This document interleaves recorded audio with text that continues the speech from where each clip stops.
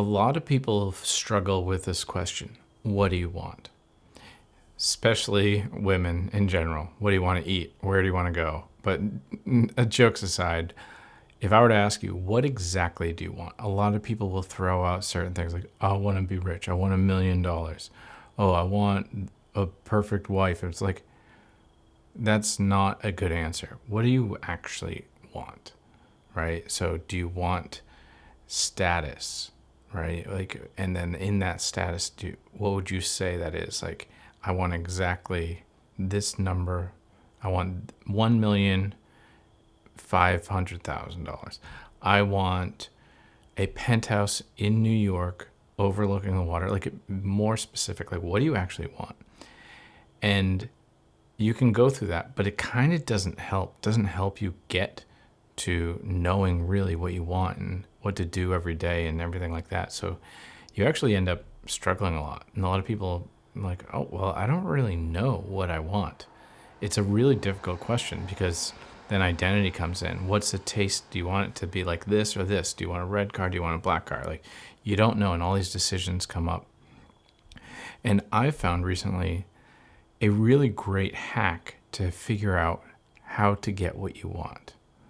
And that is, you look at your problems, because the problems that you have are the indicators of something isn't like what you want. So if you focus on those problems as great things, as signals, as alarms, as notes to say, this is not what you want, therefore you want this.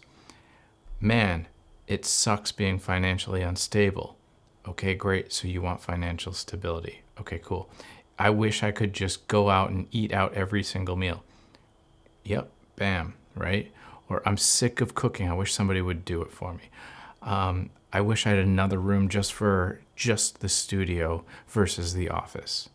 Like, all of your problems start to tell you this is what you want, and you can really narrow it down. Why is this such a big deal? Because once you know what you want, then you can start reverse engineering that and start working towards it. Okay, what if you took everything you wanted?